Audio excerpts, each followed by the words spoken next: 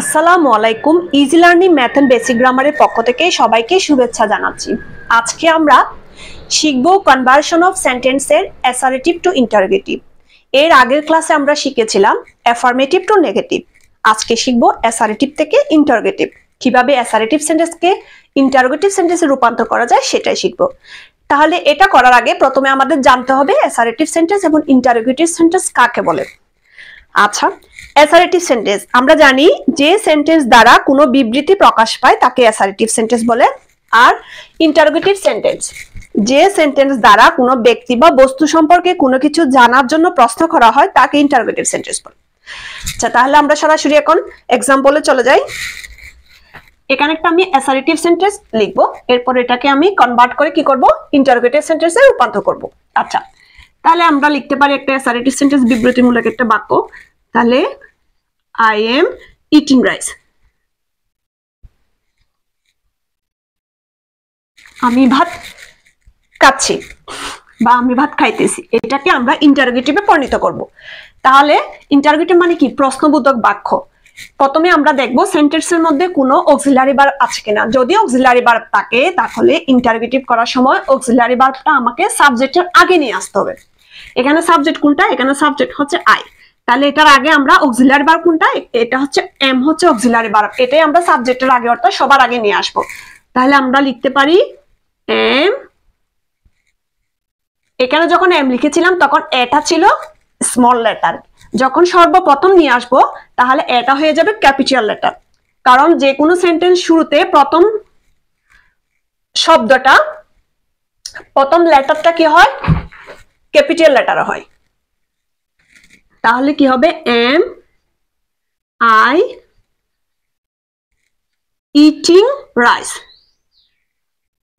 যেহেতু ইন্টারোগেটিভ প্রশ্নবোধক, তাহলে আমাকে একটা এখানে কি দিতে হবে? প্রশ্নবোধক চিহ্ন দিতে হবে। তাহলে কি হবে? Am I eating rice, I am eating rice. আমি ভাত খাচ্ছি। এম আই ইটিং রাইস, আমি কি ভাত খাচ্ছি? এটার বাংলা হবে আমি কি ভাত খাচ্ছি। এটা হচ্ছে প্রশ্নবোধক। আচ্ছা, তাহলে আমরা নেক্সট আরেকটা এক্সাম্পলে চলে যাই। I have done the work. I have done the work. আমি কাজটা করেছি।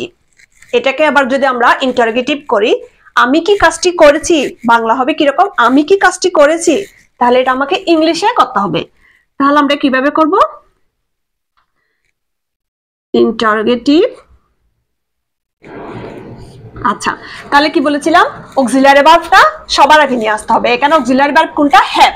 তাহলে হ্যাভটা নিয়ে আসবো। প্রথম অক্ষরটা আমরা কিভাবে দিব?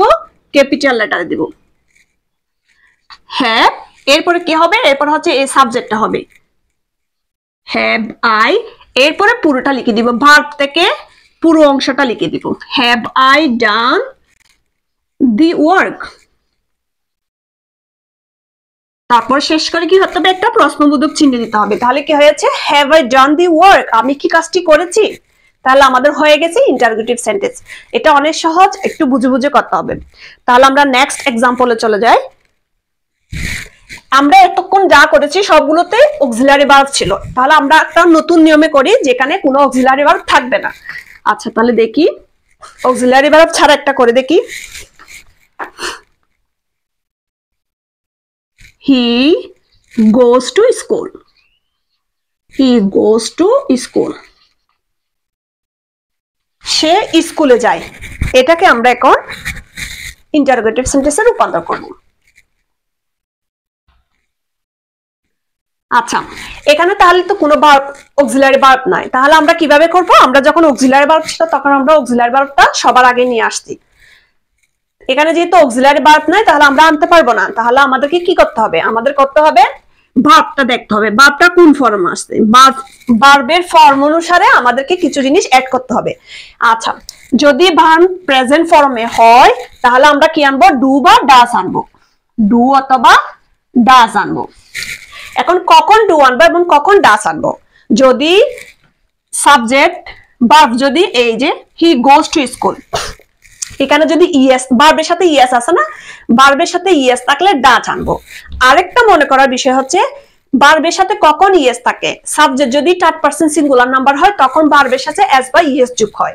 এখানে সাবজেক্ট হি হচ্ছে থার্ড পারসন, আবার সিঙ্গুলার নাম্বার একজন না, হি মানে হচ্ছে একজন। থার্ড পারসন সিঙ্গুলার নাম্বার হলে আমরা ভার্বের শেষে এস বা ইএস যোগ করি, তাহলে ওইটাও মনে রাখতে পারবো, অথবা ভার্বের শেষে এস বা ইএস আছে মানে হচ্ছে ডাচ আনতে হবে, ওইভাবে আমরা মনে রাখতে পারবো। তাহলে আমরা এখন কি রাখতে পারি?